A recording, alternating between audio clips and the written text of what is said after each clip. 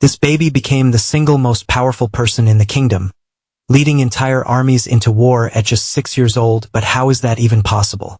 First off, he was born into an extremely powerful family, which drastically sped up his growth. But the real secret is, he used to be a legendary warrior who was brutally betrayed by his very own empire, and has now reincarnated into this body with every memory from his past life intact. He transformed into a demonic child who slaughters everyone on the battlefield, absorbing power to get even stronger and finally take revenge on the empire that betrayed him. But before all that, let's understand who he really was before this betrayal went down. The year was 2045, and the whole world was at war fighting against some seriously ugly monsters while everyone else was getting crushed by these beasts. Our protagonist Han Sung was wiping them out one by one with absolute ease. But just as he was about to finish off a massive monster, a magic circle suddenly appeared beneath him, teleporting him away from the battlefield and dropping him into a place where he was instantly chained up, confused about how he ended up in this strange location. He watches a bald old man approach to welcome him. Calling him the hero from another world, the old man makes him a straightforward offer, telling Han Sung that if he kills the demon king of this realm, he'll be allowed to return to his own world. Han Sung thinks it over, but realizing he has no choice, and he accepts the deal. So there he was, stuck in the empire of this bald geezer. He spent the next 3 years slaughtering monsters until the day finally came when he found and killed the demon king with the demon dead. He thought he was finally going home, but the old man approaches him with yet another mission. He says he needs to wipe out the rebels threatening the empire, and only then will he truly earn his freedom. Our MC is absolutely furious, but again, he has no choice but to agree, and sure enough, there he was, fighting against the rebel leader. Once again, he completes the mission by killing the rebel, fully believing he'd be free this time around. However, an Imperial soldier sneaks up behind him, throws a rope around his neck, and drives a sword right through his chest, dying on the ground. His final words are that he'll never forget this humiliation. Years went by, and he found himself reincarnated into a new family. Looking at his new relatives, instantly recognizes his father. He's Duke Jackson, the great dark magic necromancer. On that very day, he made a solemn vow that once he grows up and masters necromancy, and will slaughter every last one of the Imperials. 5 years have passed since the day he was born. He was already a young boy studying magic, but he lacked practical experience, and things got out of control because of that. His parents had to step in to help him control his power. Late that night, the boy decided it was time to sleep. The very next day was his birthday, but he felt a bit down because he wanted to be as strong as his father. While he was sitting on his throne, his mother approached him saying she had a gift for him. She introduced him to Lady Sepia, a master of water magic, and telling him that she would be his teacher from now on. Lady Sepia invited him for a walk so they could talk. During their walk, she asked for a demonstration of his magic. She taught him how to rotate mana around his heart, telling him not to worry, as mastering it could take months.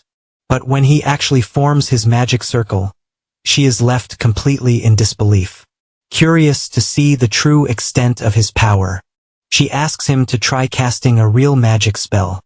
He begins conjuring a magic circle which transforms into a sharp shard of ice, and he launches it straight at a nearby tree, blowing it completely to smithereens.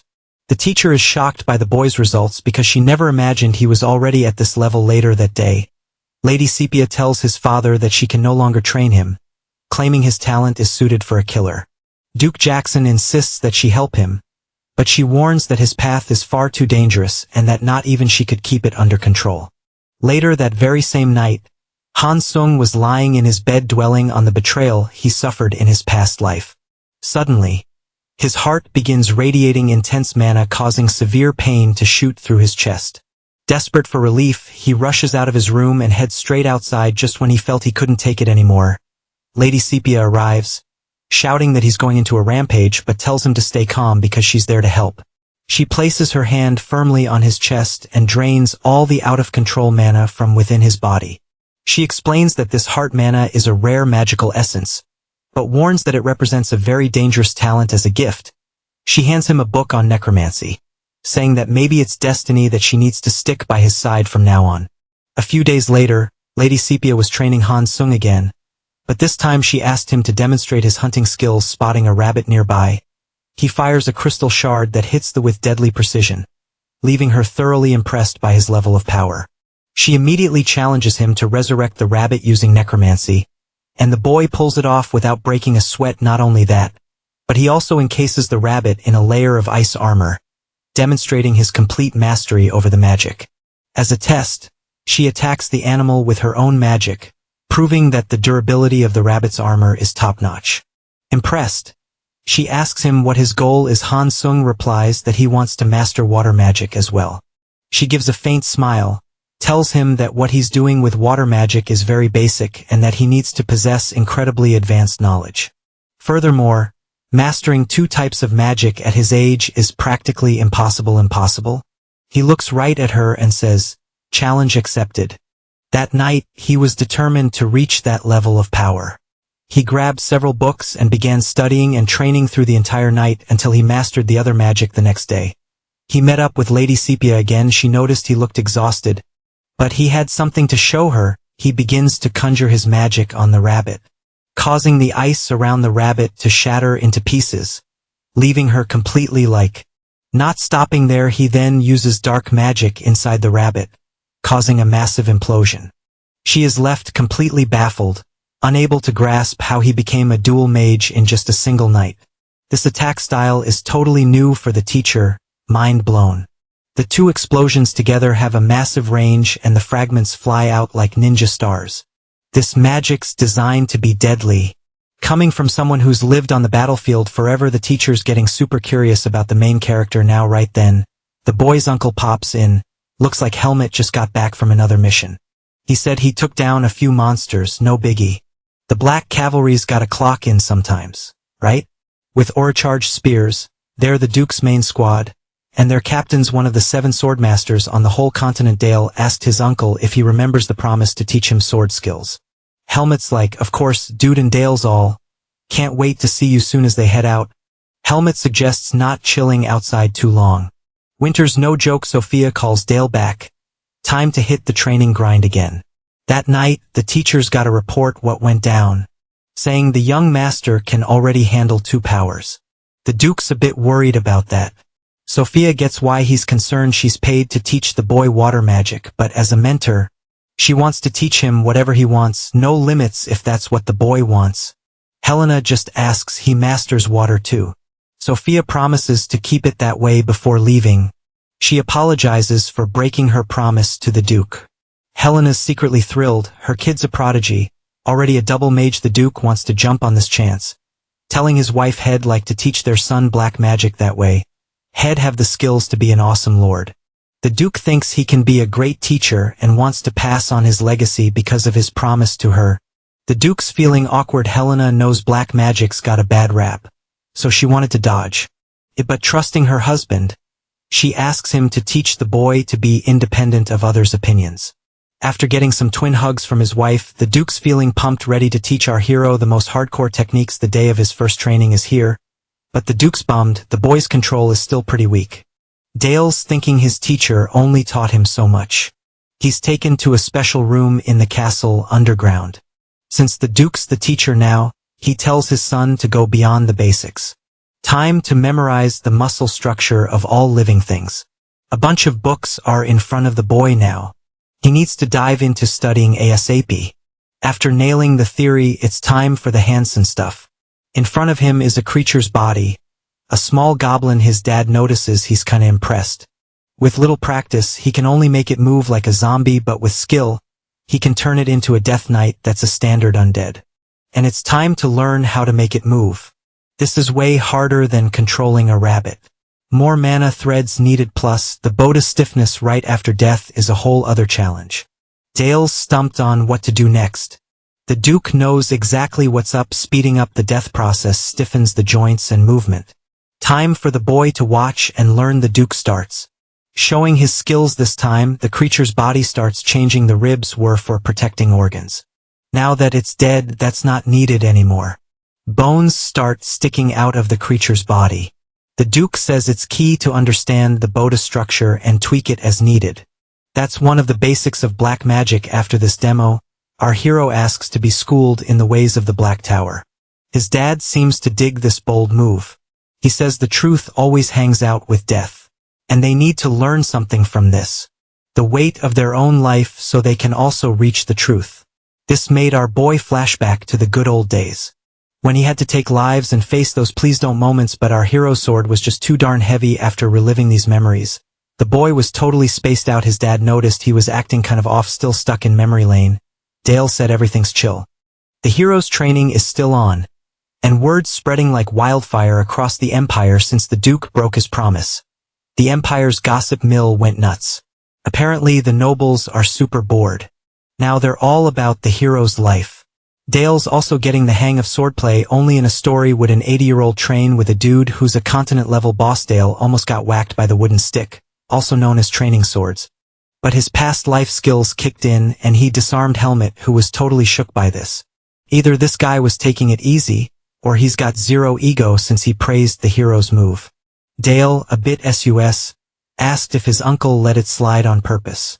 But he made it clear he didn't. In a real fight, he could have been toast.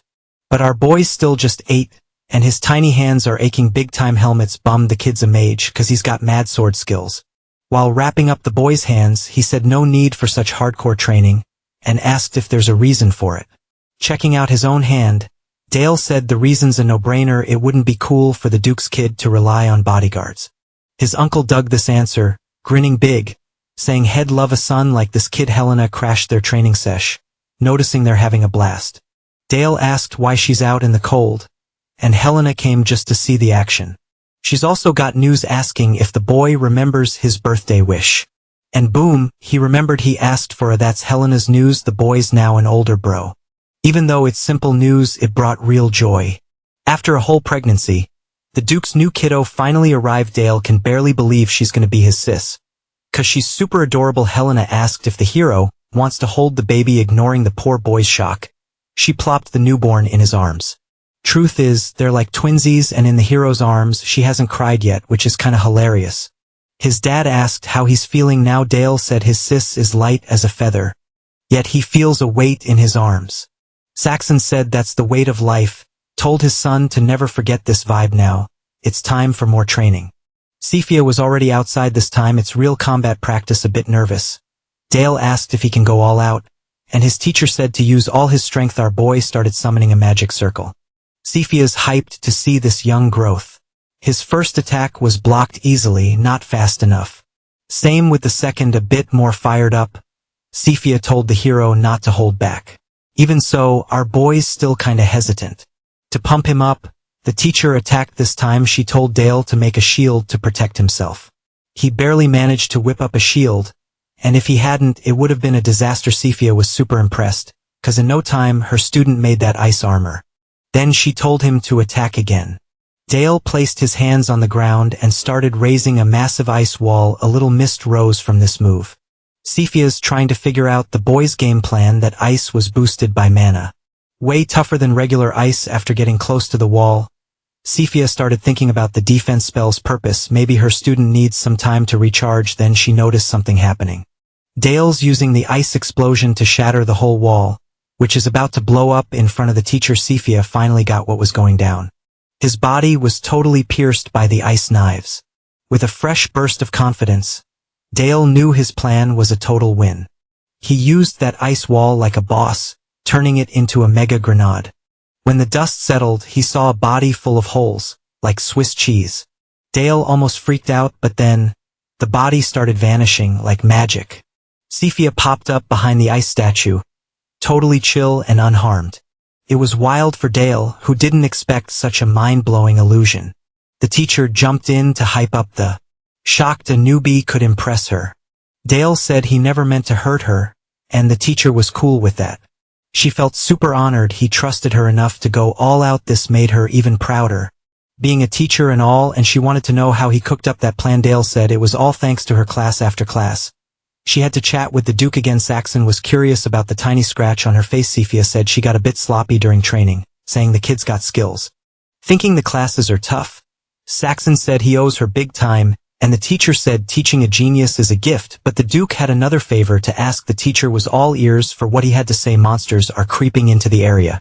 A small night squad could handle it, but the Duke saw it as a chance. He wanted to send his heir to take them down. The teacher said the kid's not ready for that yet. Saxon said he wants to send his son to the front lines. And protecting the land is a family duty. It's time for the heir to learn his future responsibilities. Sifia asked what the Duke wanted her to do, and he said he'd trust his artifact to our hero. He also wanted her to guide him until he could master its power. Artifacts are super powerful and need mana or life to work. The stronger the artifact, the more wild and risky it can get, sometimes even deadly. Outside, Saxon told our hero the family knows how to handle this power, and the future heir needs to gear up for the battles ahead. This news got our hero pumped. He missed the thrill of the fight. Saxon said the kid will join the next monster hunt. But before that, he's got some other stuff to learn. It's time for Dale to master the family's dark power. Getting introduced to the Demon King's artifacts they snagged there on a whole other level, and Dale could feel the mana buzzing from them. His dad said they're all super powerful and dangerous, and nothing should be touched without thinking. But the little dude had already vanished. Saxon was searching for his son, super worried. But our hero was already on the hunt for something epic. An artifact started chatting with him. It felt his thirst for revenge, the anger he carried. That's why it wanted to be picked, calling him a chicken for not choosing it. Dale realized his strong feelings were reacting with those artifacts. But none of them were enough. He needed something even more epic. Then he noticed something. He was being chased by a cloak. Only then did he realize it was a cloak of shadows. The Demon King used this artifact, making shadows come alive, turning him into a beast of an enemy. It's time for our hero to rock it too. That's when his dad found him. Right after that, the cloak seemed to warp the whole place, taking our hero to another dimension.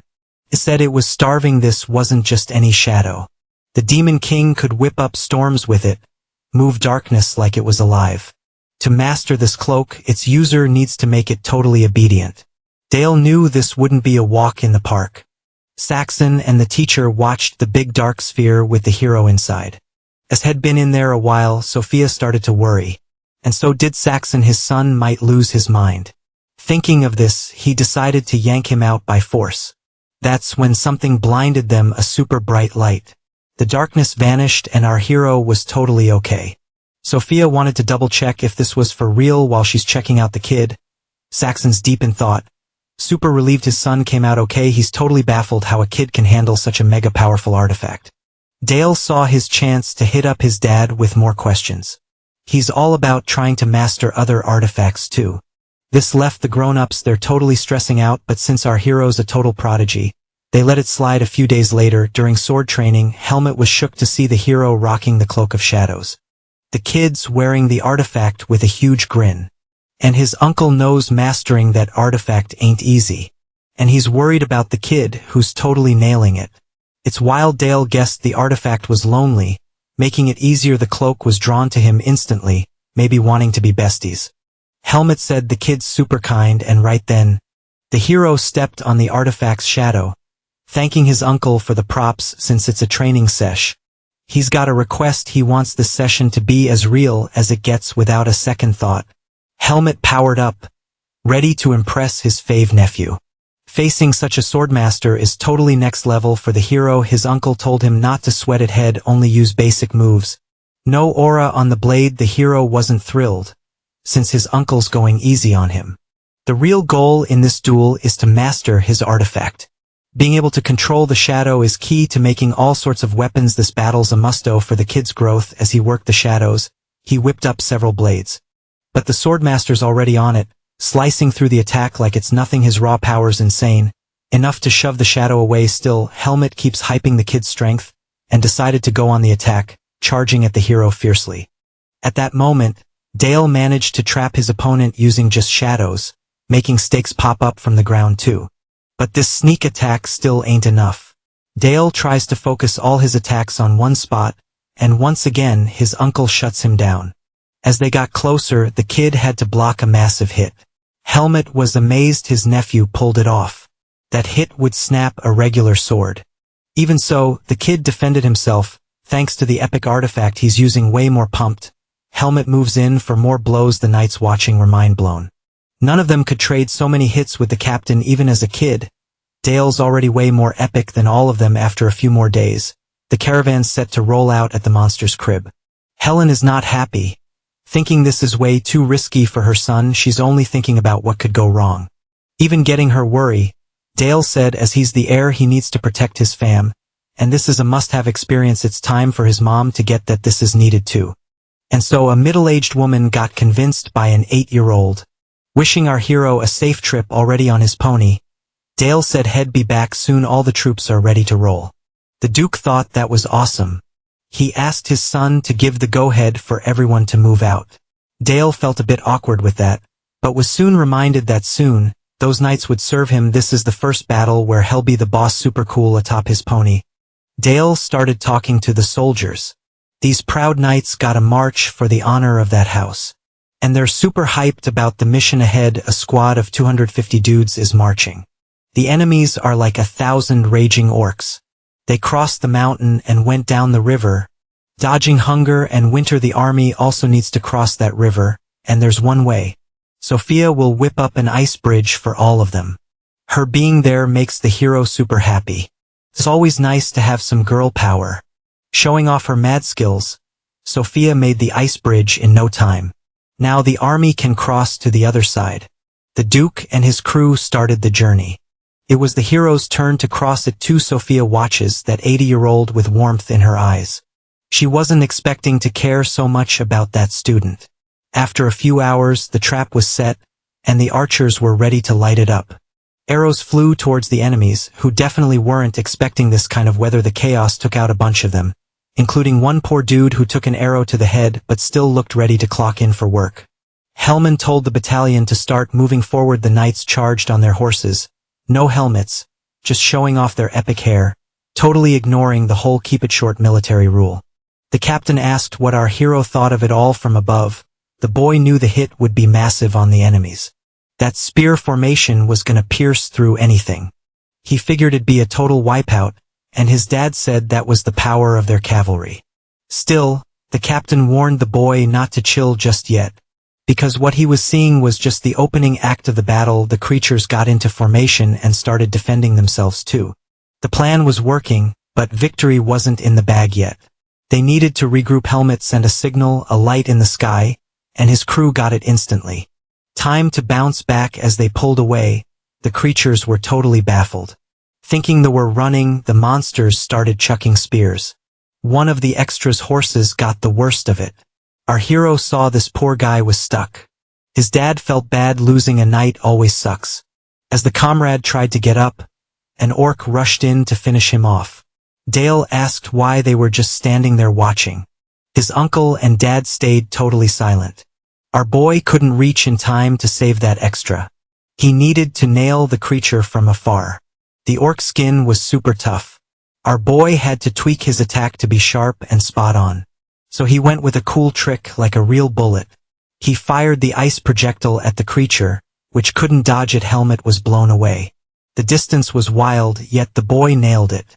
He soon saw the young man start to move away with his pony and asked what he was up to. But the Duke said to let the boy do his thing, because he knew that what happened was a totally fresh, magical move. A sign that the boy's inner world was almost complete. Dale, after moving away a bit, saw the enemies regrouping again. Now he had two big problems after falling off the horse. That knight was so freaked out he couldn't move. And the hero's magical move was too complex. Not great for quick fights. He had to think fast if he wanted to save that extra. The issue was, the move was still too big to tackle this. Dale thought of an even tinier bullet. Another orc was closing in on the fallen knight, ready to finish him. But another shot from the hero crushed the creature's skull. The young knight couldn't believe a kid saved him. Standing at a mighty 80 centimeters, Dale told the extra not to sweat it, because they don't leave swords behind on the battlefield. Seriously, this soldier is so useless. He still hasn't found the guts to stand up. And the creatures kept coming, so it was time for the hero to shine. He whipped out the shadow blade, slicing through enemies. Then he let the artifact gobble them up. One creature just became breakfast, while another was sliced for later. The last one that hadn't been attacked was totally freaked out, seeing only the bones of those who got eaten. Dale was shocked this last creature hadn't bolted yet, so he had to finish it with another ice bullet. After wrapping that up, He saw the soldier still on the ground, saying he couldn't move his legs. Time for the hero to flex his unusual strength for an 80-year-old carrying that soldier, full armor and all, like a damsel in distress. Now that the extra was saved, Dale could leave the rest to his uncle, who was already ordering the battalion to charge again. Still no helmets because they wanted to look cool. That night, the Duke was going over the day's mission, and he called his son for a chat, wanting to know why the young boy chose to charge ahead instead of staying safe because that was super reckless. Dale's totally confused about why he's getting chewed out. Honestly, our main dude can be a bit clueless sometimes, so the kid starts explaining, saying one day he's gonna be the boss of all those dudes. He's just doing his future job, living up to his title even though he digs this answer. The Duke says the kid's determination is kinda weak. And our main dude asks why the Duke just stood there, watching that knight almost bite the dust. The Duke says attacks are non-stop in that area, and frontline soldiers don't swing their swords hoping for a rescue still. The kid thought he should have saved a loyal knight. But he got reminded that on the battlefield, survival's the name of the game. If they think they'll be saved from every slip-up, they might end up with false hopes. Those kinds of people usually don't make it. Soldiers gotta be ready so they don't end up in sticky situations like that. Dale gets that this makes a lot of sense, especially since he's a soldier. He shouldn't have forgotten that. But after the harsh truth, the Duke pats the kid on the shoulder, saying he showed mad courage, also telling him not to lose that fire. Now that the sun's up, it's time for everyone to head back to the castle. The tale of the prince who saved the soldier like a damsel spread like wildfire across the empire since everyone loves a good story. They spiced it up a bit, saying the kid took down 1,000 orcs. Our main dude's kinda embarrassed by this fame, but it ended up. When the kid hits the training field, all the soldiers bow to greet him, even though Dale's like, chill, that's not needed. But the captain, who's also his uncle, says he should be super proud of that, using the moment to hype up the troops, saying they should get stronger and more ready because of that kid. Dale's impressed by the extra's determination. Then a maid comes up to him. Guests from the Orhart house just rolled into town. The kid's thankful for the heads up, and his uncle also asks if they should bounce soon, though the main dude knows these guests are a big deal.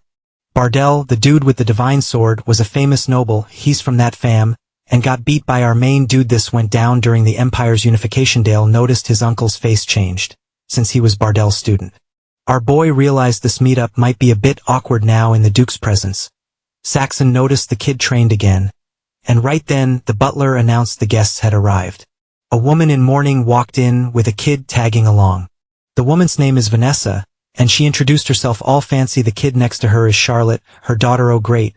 Another brat in the story. She didn't like seeing her mom bowing and asked why she does that for these people.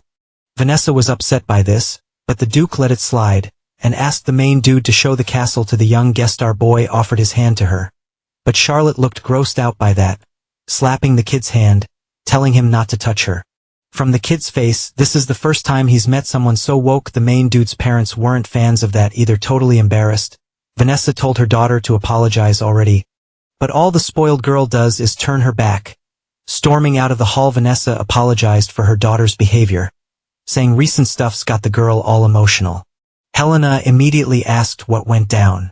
Finding out the new overseer of Vanessa's family's lands is Count Brandenburg, who's also known as the Sacred Knight of the Empire, a super infamous dude. He's all about creating the perfect soldier, and is already scouting candidates. Seriously, this weirdo wanted to marry the brat. What a wild story. Vanessa came to seek protection for her daughter, but as a fallen noble, she's got no power, and wants her daughter to be accepted as a maid there outside. Our main dude finally tracked down the snotty girl, and asked if she even knows where she's going. Charlotte said she doesn't care about that, but showed a bit of concern for the Infante, asking if his hand's okay. This news made her pretty happy. Whipping out her sword, she challenged our main dude to a duel. Dale, poor guy, couldn't even wrap his head around this actually happening. For this to go down, Dale said he needs a reason to fight her. Charlotte said she heard the rumors about the epic dude who saved a maiden soldier and took down a bunch of monsters. She's on a mission to take down this big shot in the Empire. Just to show she's got the chops, she wants everyone to know she can keep her fam safe from this dude, Brandenburg the Holy Knight. Our hero can't shake this guy from his memory, and hearing about him now is a shocker. Since they're after the same goal, Charlotte might team up with him, but she needs a wake-up call first. Our hero strolls over to some swords, grabs one, and tells Charlotte she's just a kid who's got a lot to learn. He tells her to give it all she's got. Charlotte's all pumped to try it out. She charges at him with all the power her 27-kilo self can manage, swinging her toy sword with the rage of a kid who's been up crying all night. But our hero's not even fazed. Dale sees she's got some serious skills. Unlike mages, knights use aura to power up their whole body. Still, Charlotte can't rattle our hero, and she keeps landing those precise hits. If this keeps up, the outcome's kinda obvious. When Charlotte was born, her dad was already just a legend, but her mom told her loads of stories about him. Charlotte thinks she's got his sword skills in her blood, but she loses the duel and can't wrap her head around it. Poor girl, especially since she's got no clue what puberty's gonna do. Dale tells her she lost because she's not the divine sword. Being proud of where you come from isn't bad, but as she is now, she can't protect her fam anytime soon. Her enemy's at least 10 times stronger than our hero right now. Even when there was nothing, Charlotte kept training. That's why she can't get why another kid stopped her. To her, something's gotta be off. Every hit she throws is blocked by our hero, so she asks him what to do next. Dale, instead of answering, promises on his family to protect Charlotte's family until she can stand on her own. The girl's confused by this. Dale says nothing's free in this world. She'll be his sword when the time comes. Charlotte realizes she can't say no to this deal, and at the ripe old age of 8 or something, she makes a vow to another kid. At least, she's set on keeping her word. That same day, our hero hits up his dad's office and hears about Vanessa's request. Saxon's surprised by the girl's obedience. He's curious what our hero did. Dale says he promised to protect her. Hearing this, the Duke wonders if the boy's promise was out of pity. But our hero makes it clear that's not it. He sees the girl's got mad talent. She knows her way around a sword. And what he wants for the future is for his family to have a sacred sword like hers. The Duke seems to dig those words. In ancient Teutonia's capital, someone's super ticked off by the news. Brandenburg's not happy with what went down. Mad at his crew, he can't believe they let a girl slip away. The servant says they sent assassins, but they all got wrecked, probably by Charlotte herself after calling them all useless. Brandenburg heads for a sword, reminiscing about his glory days when he ended the hero's life. Now he's got the sacred sword Durandal. Showing he's a total weirdo, Brandenburg's ready to hunt down his bride. He quickly orders his servant to send men to the Duke's turf. They should hit up the Thieves' Guild and pay whatever it takes to get the girl back. A week later, the girl's still at the Duke's place, hitting the books hard. She's also training daily with the hero. The two are super competitive. Helmet calls the start of the match. The two kids start trading blows with real swords, showing off the coordination of Olympic champs. Charlotte, even under pressure, blocks all the hits. Every day of his life, this has to be the best for Helmet, as he gets to set up a battle of such skilled kids that he's moved. The killer instinct of these kids is intense. Like they've spent 32 years in the Complexo de Mare in Rio de Janeiro. Our hero gains a bit of space by ducking behind the cape. Charlotte's about to land a killer blow, but Helmet stops it with a genius idea. Time to stream it and cash in. After getting hyped up, Charlotte was like, "Nah, compliments won't level me up. I need some real talk." Helmet was all, "Do you even know what your saber's about?" She was like, "Duh, it's all about those piercing strikes." The captain jumped in. "Wrong, silly kid, it's all in the leg moves. You should have hit the books more." Dale can sneak up on her easy because of this. Every time she overreaches, her blade's like, "Oops, lost my mojo." Helmet was like, "Back to basics, girl." Her stance is all over the place. She said she never had a legit teacher. Helmet was like, "Your stance is whack," which made her super salty. But the captain's just messing with her. Dude needs his laughs too. Building a mana circle's like basic stuff. Feel the flow, make a heart path, but it takes forever. Sophia was shook. Our boy nailed the second circle in this world. They clock mana circle RPMs. Most mages hit 300 on their first, our boy's at 2000 and 400 on the second. He's ready for the third now. He's crushing it. Our hero's running more tests, perfecting his ice bullet, making it tougher. He wants to up the caliber for epic destruction. This is the armor-busting bullet, left a massive mess behind. Dale was like, "Whoa, that was a breeze." Sophia's super proud of her student. He's learning at warp speed. Dale's like, "Couldn't have done it without you," which makes the teacher all thoughtful, 'cause this kid's all about using his power for good. Still, he freaks her out sometimes, but he inspires her more after a hug. She said she's super proud, and our boy's like, "Oh yeah." Puberty round 2 awkward vibes for the dude. realizing his teacher sees him as a kid. But he shakes it off, focusing on training this time. Dale built a massive ice wall, blasting it with beefier bullets. The impact sent shards flying, needing a magic shield. Dale's planning to make shotgun-style bullets next. Then someone called his name. It's Charlotte. Tracking him down at his training spot, he noticed she's been grinding too, practicing the captain's footwork. Dale's like, "You really dig swordplay, huh?" And she's got something to say. Apologizing for being a brat. Realizing she was kinda rude, Dale's like, "True. But it's cool. Let's move on." He also asked her to chill with the formal talk. Now they're both hanging out. Charlotte's like, "Love this time of year, the weather's lit, she can train longer." The cold air's her recovery buddy. Which is kinda funny, but our hero's on the same page. While they're chatting, they're being spied on. It's our hero's mom, noticing he's growing up. Now she's gotta keep tabs on these two cause the mom's got plans. Time to guide her son into the family biz. Oh snap, the girl dodged one baby trap, only to land in another. Talk about out of the frying pan into the fire. Soon after, they're at the territory's edge. As good rich folks, they do some charity to feel all warm and fuzzy, but real change is about jobs and fair pay, not handouts. Our hero's helping out too, with Charlotte by his side. A kid from the area started asking for help, saying his mom's in trouble. The toothless kid's super serious, it's a sketchy ask. But they decided to follow him. Dale's without his knights, but honestly, after the orc saga, they're kinda meh on the rooftops. Dale spotted a shady dude and knew he was from the Thieves Guild. All of this was a setup to trap Charlotte. And when they got there, the boy said he'd call his mom. Then bam! A bunch of bandits popped out to ambush them. Our hero was stoked. It had been ages since he caught a whiff of guts in the air. The bandit warned them not to move, or things would get messy. Dale promised that girl'd protect her no matter what. The bandit leader thought it was adorable. A kid not even a meter tall and barely 20 kilos, talking big. Time to show this kid how the real world rolls. But our hero, totally chill. Charlotte was freaking out cause she forgot her toy sword. Dale told her to chill. Perfect chance for him to try out his shadowy cloak skills. Bandits were closing in from all sides. As they got near the boy, shadows started to appear. Way off, the bandit leader tried to tell his crew to bail. Shows he's got battle smarts. His crew dodged a sneaky hit. But the bald dude? Not so lucky. This new power turns shadows into parasites, moving on their own, causing chaos. The bandits watched in horror as the bald dude got totally wrecked. Until he turned into a dark creature. A Taimu wolverine. The creature said it was starving, and the bandits freaked out. But that didn't last. They jumped back into the fight. The thief leader thought taking down a kid would be a breeze. Once more, our hero was cornered. The thief leader using his speed, he thought his assassination skills were top-notch. But his daggers got blocked by the hero's shadows. Sadly, the thief can't fly, no wings for him.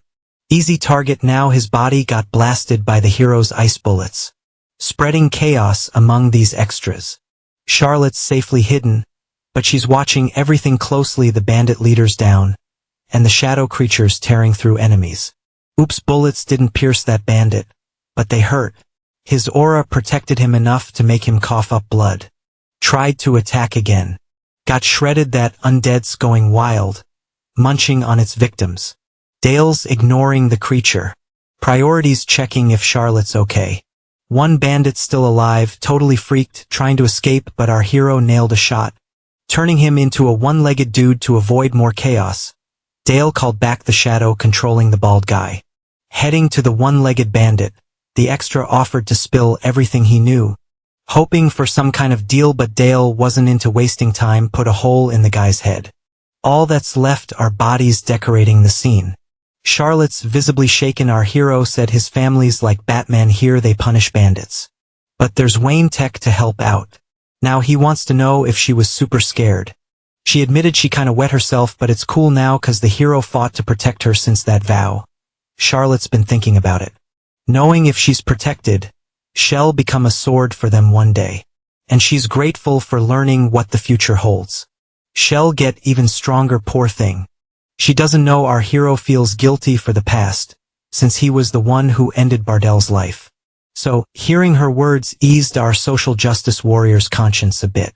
He felt his sins were getting redeemed, but there's someone ticked off in these lands. Brandenburg just got some heads as a gift and he's super mad. With the heads came a letter, inviting him to visit Saxon's lands. It'd be smart not to say no, they need to chat about what went down. Brandenburg's got a big role in the empire, but even he can't say no to that invite after a few days. He did what he was told just looking at Brandenburg. You can tell he's scared stiff. The protagonist's dad was totally caught off guard by how fast he showed up. And he's all sorry for the low-key welcome. Looking kinda awkward, Brandenburg said nothing was more urgent than that invite. And then boom, he spotted two sneaky kids hanging around. Brandenburg knows this whole deal is a major red flag. And he's all like, why was he even called here? Saying the Emperor's trusty sword wouldn't get mixed up in stuff like this, not buying it. Saxon unleashed his dark powers, but plot twist. The sacred sword blocked it. The soldiers who couldn't dodge it got dusted like poof. They didn't even get a chance to yell for backup. Brandenburg's totally solo in that hall. He realized this is some next-level black magic. The kind that could wreck a marriage in a week, so he started begging for mercy and the Duke told him to hit the floor. Brandenburg tried to talk his way out, saying it's an insult, but the Duke told him to listen up. There won't be another heads up for what went down. Facing that dude, Brandenburg felt like a total beta. He didn't see the fallout being this intense even after all that. Saxon said he's a chill guy and not into drama. But if his kids are in danger again, Brandenburg and his fam will know what it was like in Iraq in 2003. Strongly suggesting Brandenburg not test the truth of these words. Now that the message is out, Saxon's like, the trip must have been rough, maybe take a nap. Totally embarrassed. Brandenburg thanked him for the hospitality. But oops, he can't stick around cause he kinda had an accident. Saxon wished him a safe trip back. Our main dude loved seeing that epic fail. This will spread like wildfire across the empire, making the nobles gossip all over again. Everything starts with a tiny spark. The fire will spread fast. Our main dude will get his shot at payback soon. Later, with Sophia, the Duke headed to his office cause he had something to show her. Those are the bodies of the bandits who tried to mess with our main dude. Sophia was shook. She didn't think her young student could go that hard. Those bodies are super messed up, with guts everywhere. For the first time, she thought teaching that kid might have been a bad call. The Duke's worried too and said they need Sophia's smarts to guide this kid. She got offered a bigger role, to join the family's crew. Saxon thinks she's key to the kid's growth. If she can back him up, things could change big time. Sophia gets the weight of these words, knowing her top mission is to get how this kid sees the world. After months, the main dude turned 10, and the noble crowd at his party is even bigger. And among them was someone super notable, a weird redhead, the Marquis Yuri. This guy seems stoked to finally meet the main dude. Just a bit ago, people were wowed by the dessert spread. Those nobles are loving our boy's birthday bash, and they wish these lands were closer to the capital. The Emperor's squad is the biggest, and they dig his vibe. They all hit up this birthday with one goal. It's a clear heads up, they're ready to clamp down on our boy's fam for what happened. The messenger picked to drop this news is right in front of our main dude. It's the Marquis Yuri, who introduces himself all polite. The Crimson Lord, not sure about you, but he gives off vibes like Hisoka, if you catch my drift. Master of the Red Tower, he's a guy who digs chaos and destruction. Execution gigs are always handled by guys like him. Our boy's been the guinea pig for the Red Tower's experiments in his past life. Now, this young genius is about to get grilled. The Crimson Lord heard he's got mad magic skills. While he's chatting with our boy, some ladies are checking out this dude's looks. Our main dude keeps getting props for his wins, and he hoped the Marquis would enjoy the night already outside. Dale's feeling again that celebrating his birthday like this is exhausting. He'd rather be training with Charlotte right now, but the poor girl's stuck working with her mom. It's safer for her if her name stays low-key, at least for now. Our boy's stroll got cut short by someone screaming. A dude's trying to nab one of the maids at the party. The maid's totally freaking out. She's in big trouble. Right in front of her is this red-haired jerk who thinks he's all that while everyone's partying. This dude decides to cause some chaos. He stuffed his face with food, now he's craving something else. Our hero swoops in, ready to save the day. Super mad, he asks what this jerk thinks he's doing. Seeing the young genius, the snob noble gets scared. He didn't think he'd get caught like this. Trying to play it cool, he asks if the kid's into girls yet, but our hero's too young for that stuff. Then he offers to be the kid's mentor in this area, claiming he'll show him some cool things. Dale whips up a tiny magic circle with his hands, telling the maid she's gonna be safe soon. This world is seriously whack. Our hero had to take on another noble, but he didn't go all out, just wanted to freak the guy out a bit. Even though he nailed it, Dale's not backing down. Taking on nobles who roll with the emperor is kinda sketchy. The noble, a bit bruised, starts questioning our hero, but Dale's not having it, tells the chubby dude to kneel when asked why. Our hero gets even more fired up, demanding the jerk apologize for his actions that made works here, and what the jerk did was super disrespectful. Trying to defend himself, the jerk says he's repping the emperor, which could stir up more drama. Dale asks if his immunity lets him break the law. As the jerk gets more ticked off, some big shots roll and Dale warns him one last time, but his dad and the Crimson Marquis show up. The Marquis digs the kid's guts. Finding the whole scene pretty wild, our hero's dad asks what's up. Dale says the jerk messed with a maid, but that's not enough. Saxon's not cool with that, and the jerk calls the kid reckless, fuming. Dale warns the jerk again, saying he didn't say he could stand. Then, our boy says these folks are the Emperor's crew, guests from the capital. Even so, the jerk's disgracing his title by attacking a woman. He can't let that slide. The Marquis, hearing this, gives props to the young dude's smarts, agreeing he's speaking facts. It's not cool for someone repping the Emperor to act like that. Then it's the Crimson Lord's turn to do his thing, roasting extras. The jerk realizes he's toast, so he tries to bail while he can. But the fire's already on his tail, chasing him down. And he starts roasting right there while the jerk's getting cooked. Yuri praises the hero's words again, saying his job's to clean up the empires. Saying he's stoked to see the young master's future. Even after all that drama, life goes back to normal. Guests bounce and peace is back. Next day, Dale wakes up with a pounding headache. The maid he saved wakes him up. She's got a mission. She wants to thank the hero for saving her, saying she's honored to serve someone as noble as him. Dale's confused why she hesitated, and he's kinda shy about the praise. But trying to play it cool, he thanks her back. He's the oldest in the fam and gets the weight of his last name. His dad's also impressed, saying the kid's super smart, but warns it was a risky move. He wants to know what the kid thinks. Dale remembers a hero from another world who died in battle. If not for that, the next hero's sword would have been in their family. Saxon says that's almost blasphemy, and wants to know why the kid's so sure. But our hero can't spill the beans. He knew in a past life the Empire was plotting against Saxon. The Empire ditched the hero cause they were scared he'd get too strong. Dale says with the hero gone, the Empire did zilch about the darkness in the Demon King's turf. It was up to others to clean up that mess. In this case, Saxon's own family. Until that area's totally cleaned up, they'll always have issues. Moreover, they're known all over the Empire as the Clan of Darkness. Just like the hero got ditched, they might be next. Saxon was all ears, curious about how the hero got ghosted. Dale said he figured it out from his own research, the most obvious guess. Word is, he went out like a boss after battling Bardell. But now his dad's deep in thought. Lots of stuff might not add up to the main dude. The Empire's just a big bully, picking on the little guys. Saxon's blown away by how smart his kid is, and asked what their game plan should be. The kid was straight up, they can't chill with the Empire. For real, they gotta take it down. Strong words from the kid made his dad super serious. Saxon asked if the kid knows what he's getting into now. Dale said they shouldn't start a riot just yet, but he gave his dad a 10-year countdown. Rebels are popping up all over the place. Other vassals are in the same boat, scared of getting hunted down.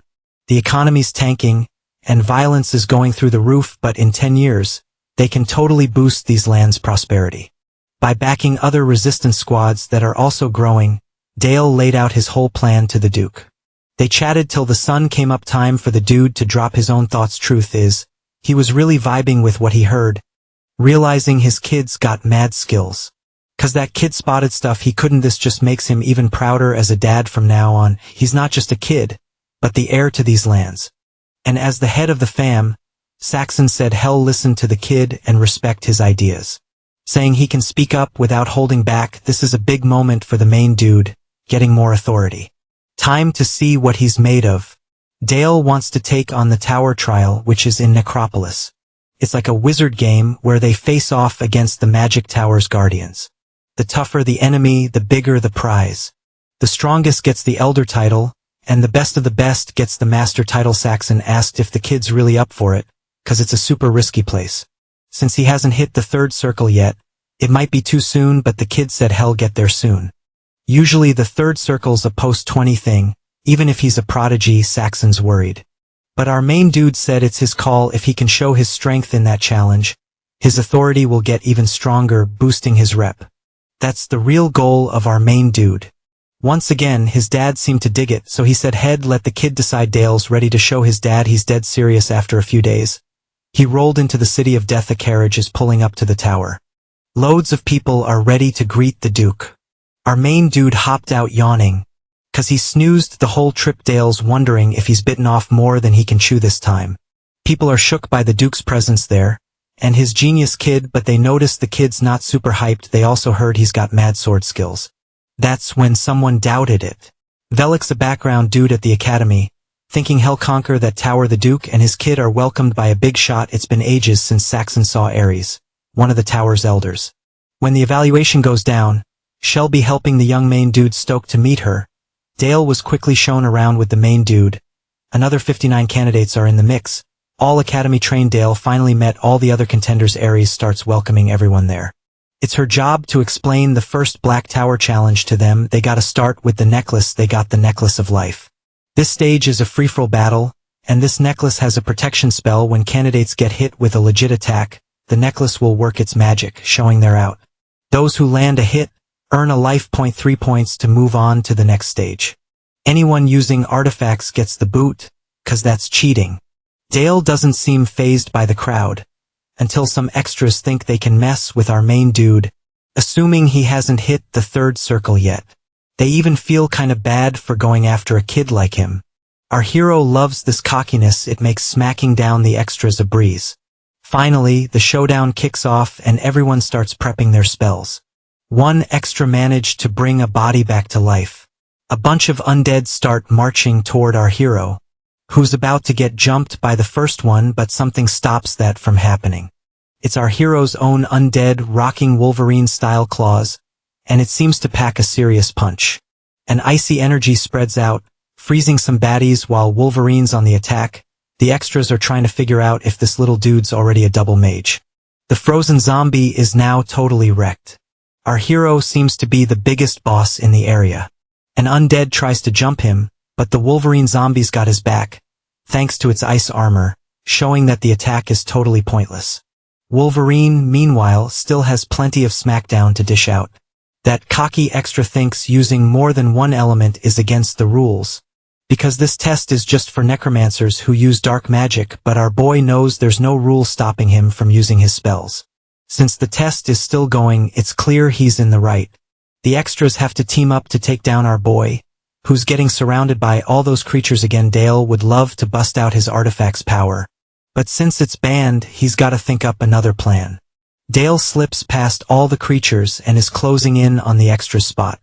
On the way, there's a zombie who tries to jump our boy, but that's exactly what he was waiting for. Dale takes down the creature with his bare hands, and snags the sword the monster was holding.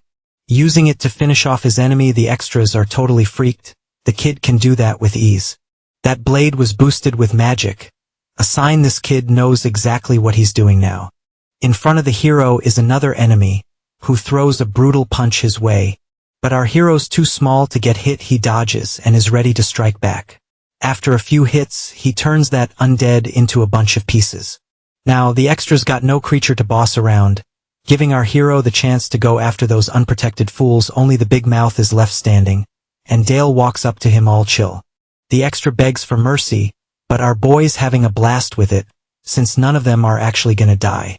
So Dale smacks that fool's head with his sword blade, which is enough to hurt him. Time to get the results from that first round. Dale's the only one who passed, scoring a total of 60 points. Our hero just hopes everyone watches closely, 'cause this is the first step toward his destiny. Time for round 2. Our hero's gotta take down a big creature. Usually those who pass the first round team up to beat this monster together, but our hero did everyone a solid by wiping out the competition to 0. This means he's gotta win this round all by himself, unlike the first round. Any magic's fair game this time. Even so, he can't use his artifact, but that won't stop our hero from snagging victory. He's all set to face this creature with everything he's got. Ready to unleash the power of the third circle, the monster throws a massive punch, wrecking a lot of the arena's floor. Amidst all the dust, the creature can't spot its target. Then it realizes its arms on fire. Dale used one of his spells to strike at just the right moment. He's speeding up the decomposition of this undead Aaron, and the boy's dad are shocked by the technique he's using, and they want to know why he chose this method instead of just smashing the enemy right away. It's because of the hero's past experience. Back when he took down monsters with a sword, chemical warfare is always a win. The only downside is the nasty smell that comes after recycling a trick from his past life. Our hero can use dark magic in a fresh way. On that same day, he smashed a historical record, hitting the 10th level, leaving the extras green with envy. Since there were loads of eliminations, the other 59 participants get to try the challenge again. On the night of that epic evaluation, our hero heads to a water fountain in the garden. His teacher found him chilling there, and she came over to hype up his epic performance. Dale said it was all thanks to her awesome teaching skills, which made her even prouder. But our dude's got a question now. He wants to know if his teacher would be down for a date. Seriously? Whoever wrote this is a total goofball. Dale mentioned there's a festival popping off in the city, and they should totally hit it up. Sophia, still kinda unsure, eventually agreed to go. She's thinking about how she's actually going on a date to her. This kid probably doesn't get what it means, but our main guy knows exactly what's up, and he planned it all. In the city center, the festival's buzzing with energy. Fireworks are lighting up the sky.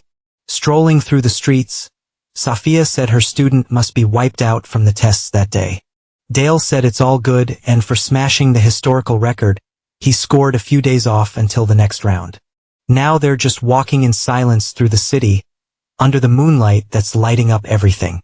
Dale realized that flirting like this isn't as easy as it used to be, but that silence isn't awkward. It's always chill hanging with his teacher. Maybe because she believed in him from the start, and that's why he wants to get closer to her. Days ago, when he hit his third circle, he finally got what Sophia was saying about what the previous world really means. To level up, the boy needs to flood his second circle with mana. Once again, he felt the wild rush of mana. It's the only way to do it. Dale felt like a sword went through his chest, Bradenbugs. But looking back, the boy saw nothing. 'Cause he was in a totally different place. Slowly, he started to figure out what that landscape could be. Reach through deep meditation, that's the main dude's inner world. And there's nothing there. The place looks super empty. The emptiness reflects his loneliness. Even then, Sophia reached out to our boy.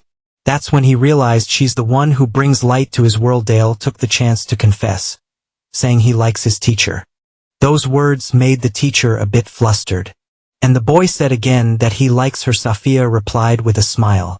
Then she hugged the boy, as a way to thank him for those words. Sophia also said they're a lot alike. After a few days, it was time for the main dude to face the next challenge. But he's bummed he made no progress with Sophia. She probably saw that confession as just kid talk, which is a total bummer in this challenge. Our main guy needs to win a duel to move on. The opponent this time is super humble and honored to face the main dude, and he made it clear he won't go easy on him just 'cause he's a kid.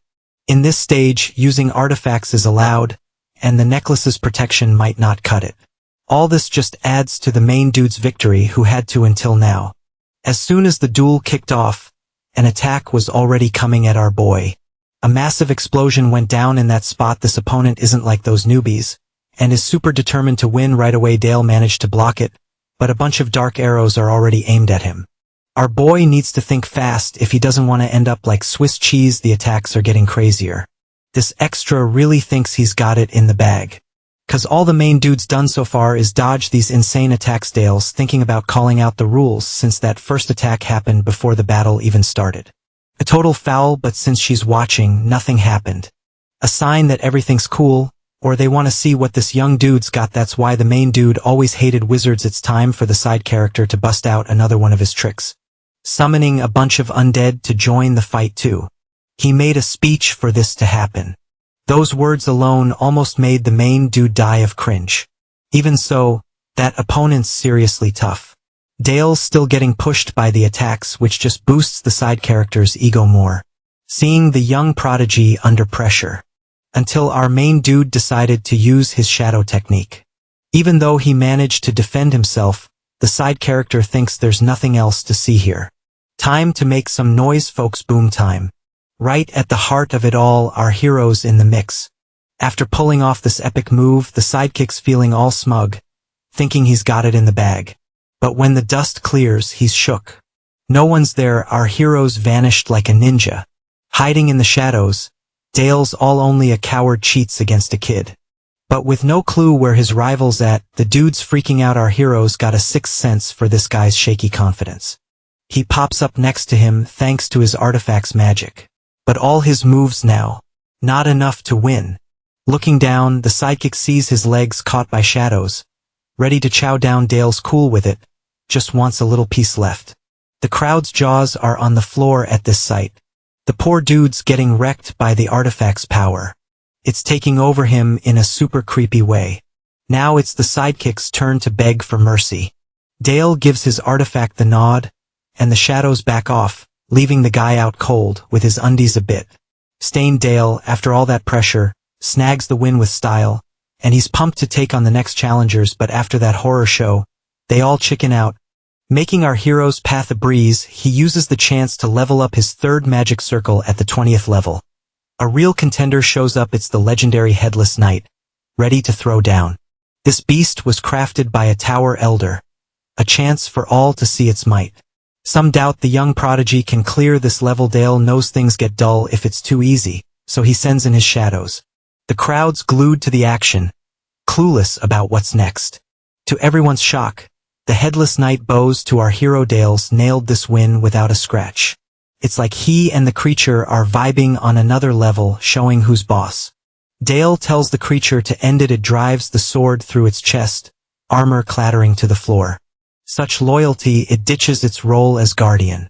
Only then does our hero realize he might have gone a bit overboard. Still, everyone's blown away, but it's rare for a creation to draw its own master. Dale's hit elder status in the tower, proving his worth as he walks away from the crowd, gossips buzzing about his next move. Even though he can climb higher, there's a line he can't cross.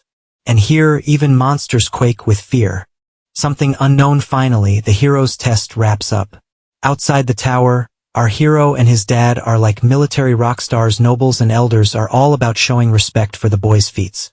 Thanks to his killer performance, the region's territories are rallying together in the farthest reaches. Soldiers are taking out monsters. Among them, a spear master showing off mad skills. They're all doing it to honor our hero's name. After acing the tower challenge, Dale's dad hands him the reins of the monster-busting squad. And it's no joke, something a 10-year-old shouldn't be doing, but no one's doubting our boy's skills. Slowly, he's bringing the region together with his hard work. Back at the castle, he's told the squad took down 145 monsters, and only 3 cavalry soldiers got minor scrapes. No big losses. Saxon asks if his son used magic to shield the troops. But the boys all, nah, not needed. The operation's success is all about that army's training. Saxon's beaming, proud of his son's epic achievement. Helmet's stoked, too, thinking the hero's ready to lead a bigger crew. Truth is, the captain's always schooling the boy on the theory side, and he's sure the young man will soon lead a massive army, becoming a legend in wars. Plus, Dale's still training with Charlotte. The 2 kids are going all out.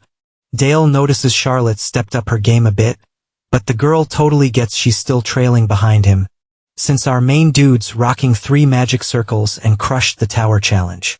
Everyone's buzzing about his epic feats, his name's on repeat like a catchy song.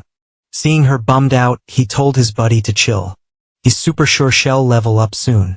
Even at just 10, this girl's already a mega-talented prodigy. She's not a fan of being treated like a kid by our hero, who's also a kid. Honestly, he kind of forgets that sometimes.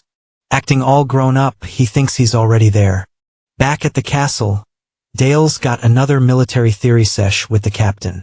That day, he learned about the hammer and anvil strategy. It's when the cavalry hits from both sides, they gotta smash through the enemy while the infantry holds them back, named 'cause it's like whacking a steel bar with a hammer, resting on an anvil.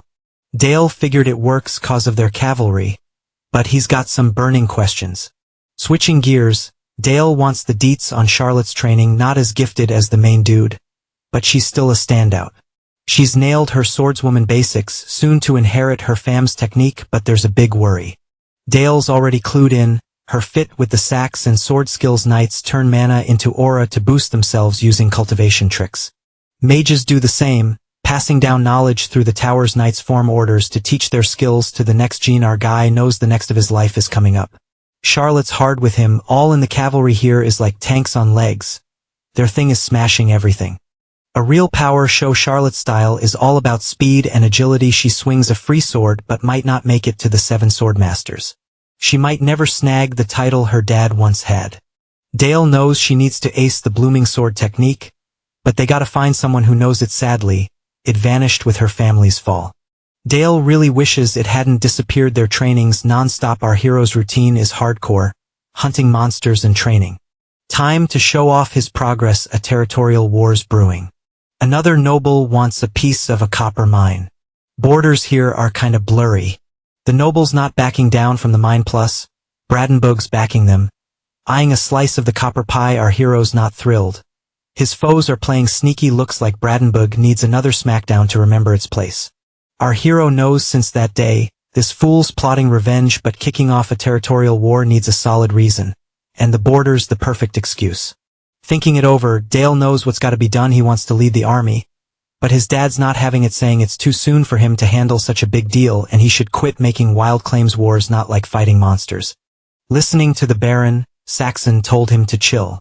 The mine's safe. The guy thanked him, but our hero's bummed. He's sure he's up for it and can't get why his dad said no. Helmet gets the boys let down but says the Duke's got his reasons. Being the cool uncle, he set up something for the boy. He wants him to learn a strategy game. Sounds super fun. It's chess-like, but totally different. Helmet said it's like real war, rules are tricky, but he thinks his nephew will ace it. Playing against him, the boy will learn more about the battlefield. Dale grabbed that board and started celebrating big time. In no time, he was chilling with his dad. Dale threw down the gauntlet to the Duke, challenging him to a match. If he won, he'd get the green light to lead the troops. Our dude figured out that war's not just about muscles, it's a brain game too. And he wanted to prove himself in that match. Helmet said sorry for the drama, but the Duke was down with the boys' plan. If Dale won, he'd get his wish. Dale gave a nod of thanks, but his dad was like, lose and zip it about this again. The game was on. Our hero was totally in his element. Helmet watched, totally mind blown by the action. Victory was a breeze, and to top it off, that was the boy's 3rd win in a row. All he cared about was if the promise would be kept. With no other choice, Saxon asked how long his son knew the rules. Dale said he read a book on it years ago. But come on, that's a total fib now. They had to keep their word. Saxon handed over the reins to the boy for the upcoming battle, which made the captain sweat a bit. Plus, Saxon reminded him that their family pride was on the line. Losing wasn't an option. So he asked again if Dale could really handle this. But our hero was chill. Had been the hero before. Saxon was blown away by his confidence. Soon, the news spread, even reaching Bradenburg. He wanted the scoop on what his son was up to. With a wine bottle in hand, he told the old man to chill, cause on the other side was just a 10-year-old kid. Felipe, the eldest, wanted to lead the troops in this attack, but Bradenburg wasn't thrilled, cause he knew that kid was no ordinary Joe and was sure his son couldn't match him, even with a century of training. Since, to him, Felipe was just a young party animal. Ticked off, the old guy regretted not snagging Charlotte when he could. Still, he let his son tag along with the knights, but not to lead, just to hang out. Felipe was confused, learning that the real boss would be the knight Milvas. While Felipe was just there for show. Wrapping up, Bradenburg told the knight to escort the young partygoer out. Truth is, the villain was super stressed. He wanted in on the battle, but didn't want to go all out against a kid.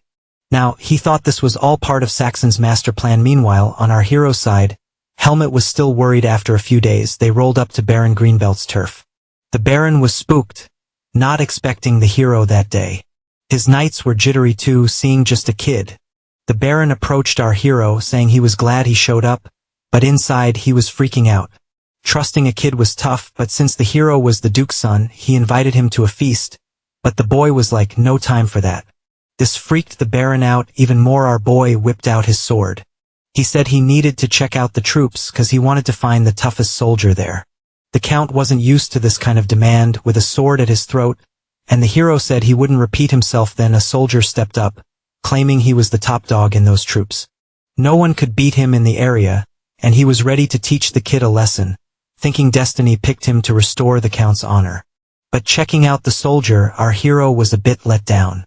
Still, he pulled back the sword from the Count's neck. One thing our boy knew, these folks were doubting him because he was just 10, yet leading a big mission. In response, Dale said he was doubting their skills too, and the best way to bond was through swords, but gotta keep it fun.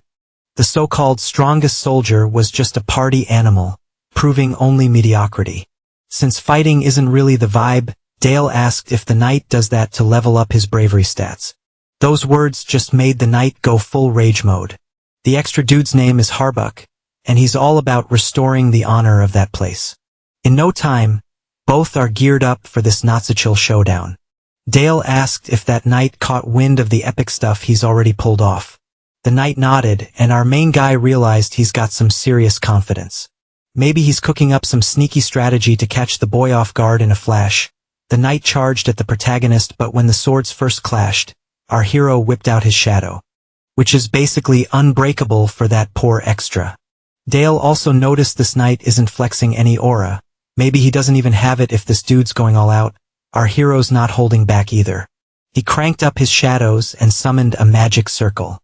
A bit freaked, the extra realized he's trapped in the darkness. Now he's getting seriously spooked. Showing off his knight skills, he tried slicing through the shadow with his sword, but realizing these attacks won't quit, the artifact's power messed with his focus. He tried to strike the protagonist, but it was a total fail. Seeing those moves, Dale figured this knight isn't all that. Then, out of nowhere, the knight just dropped like he got hit by an invisible banana peel. Dale watched, still shook, wondering if this is for real. He couldn't believe the knight got wrecked so easily. Now the Count's sweating bullets. One of his top knights got caught before a big event. Right then, Dale asked if the Count really gets the mess he's in with skills this week. His troops are just gonna slow down the battle. Looks like he planned to chill and watch the fight from a safe spot while our hero does the heavy lifting if that's his best night. Dale's got some bad news. Even so, Saxon's gonna keep his promise to guard that mine. But that doesn't mean they can slack off. They gotta stay battle ready. Until then, the protagonist's crew will be the region's sword. It's time for the Count to make a move, whether held back our boy or risk losing his lands. As soon as he wrapped up his speech, Dale saw all the soldiers kneeling. They're now pledging loyalty to him. Back at the protagonist's family castle, Helena's crying a river, but she's getting comforted. Saxon's sure his kid's got way more talent than they think. And when the boy grows up, he'll see horizons they never dreamed of. He's sure this kid will rule the world one day. Waking up super tired, the protagonist realized he's surrounded by total noobs. Brandenburg didn't pick that spot randomly. He knew those troops were not ready. The next morning, the soldiers kicked off the day with some hardcore work. They're hauling massive stones, but they're not fit enough to finish the training. Our boy watched as the training went down. That extra, who's the strongest of them all, is already tapped out. These troops need to start with the basics. Getting fit is a must. Dale told the messenger to head to Baron Parker's turf to kick off negotiations. Our boy's not down for any lame terms. And before the battle, he wants to chat with some folks. A tent for this negotiation popped up at the border. The galaxy's most promising kid is already there.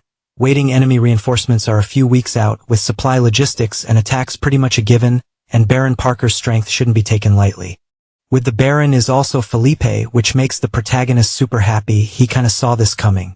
That commander's just for show. Dale knows he's a total nobody. Milvas, the knight behind him, is the real boss of that squad. Our hero greeted both with mad politeness. Felipe's got this cocky vibe and wants to know if the boy's really down to negotiate after all this time. Looks like the kid got spooked by a real war.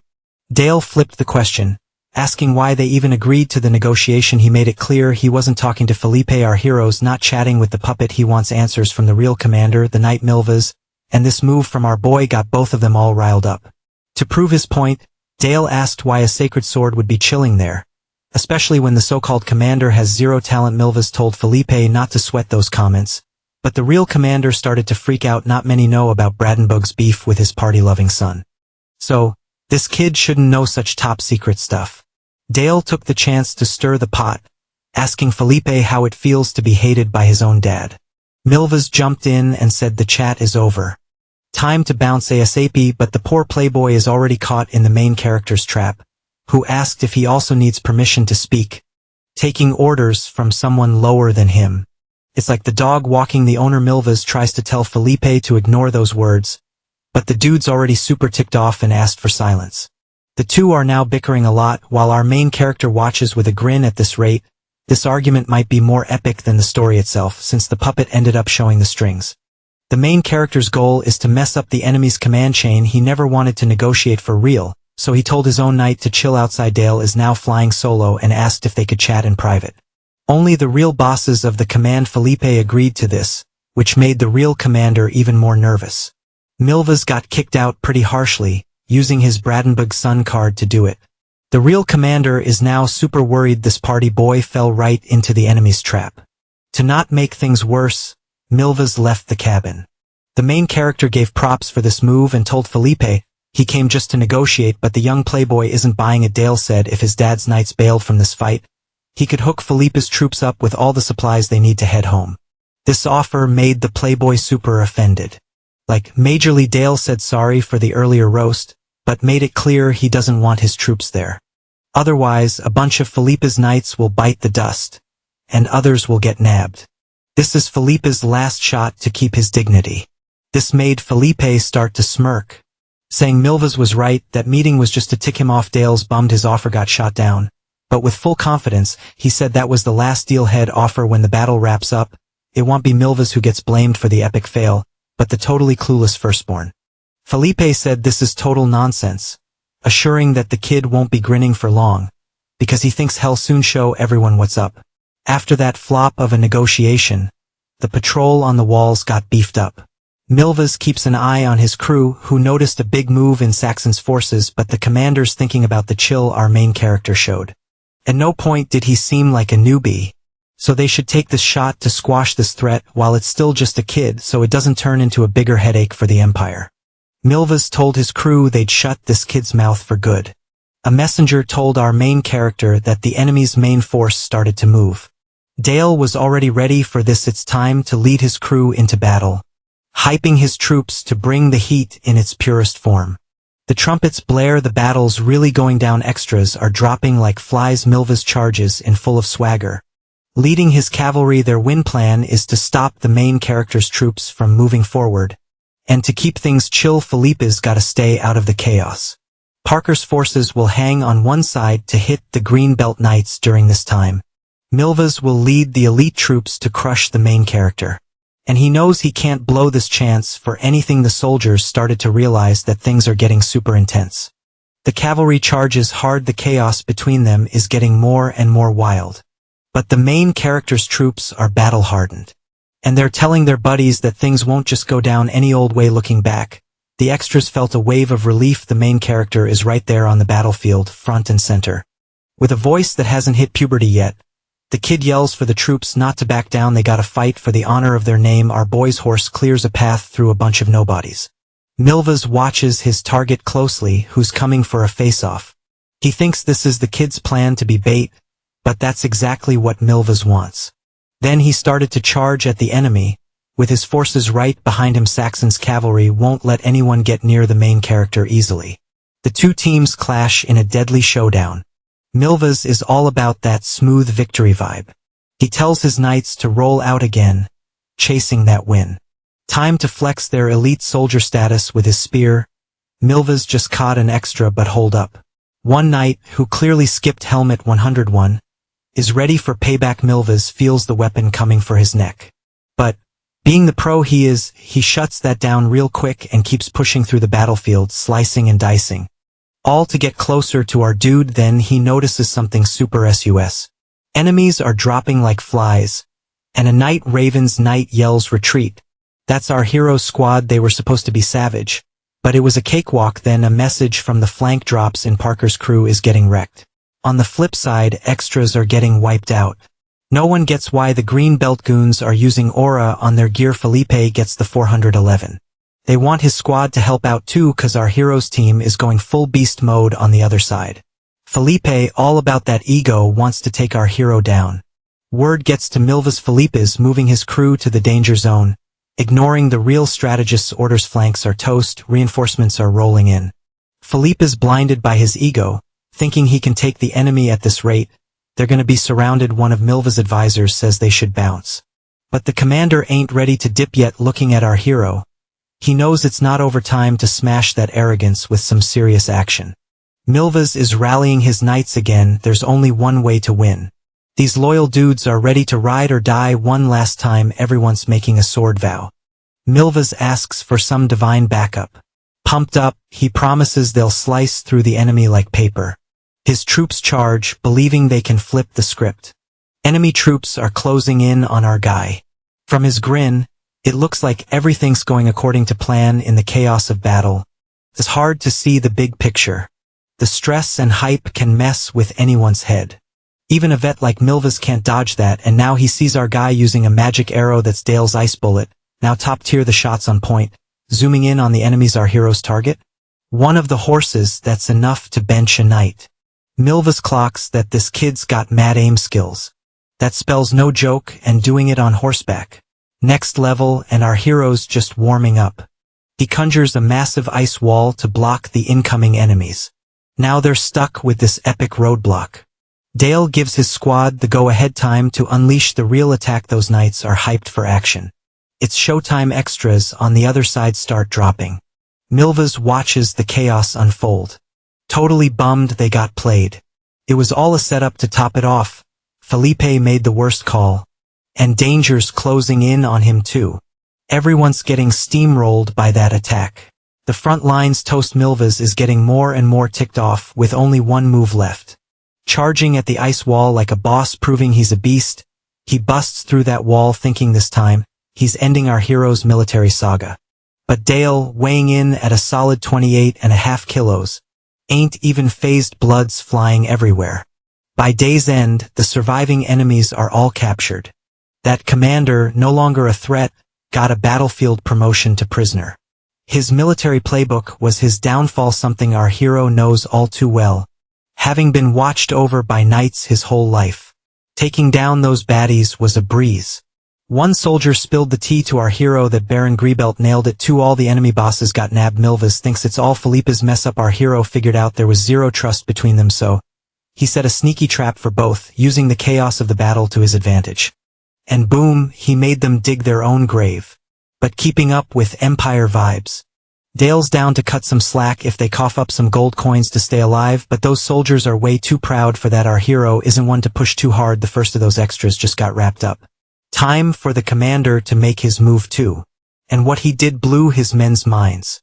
He actually bowed down to a 10-year-old kid. Milva's didn't do it because he was scared of kicking the bucket. The real reason he wanted to stick around was to spread the word. Our hero's a total beast. He told all his knights to do the same. By the Empire's rules, they're asking to be treated as war prisoners. Dale didn't see them kneeling coming, so no need to stir the pot more. Breaking tradition, Dale made sure none of them would make it out alive. He ordered his knights to get to work. Everyone was shook by this order. The Empire's tradition is no joke, but our hero's word is law in that place. The soldiers are getting totally wiped out among those guys. One's guiltier than the rest, feeling the weight of his own mess. The commander tries one last desperate attack, only to get his chest skewered ahead of time. Action courtesy of our hero's knights. The boy walked up to the dying commander and asked if he remembers his end.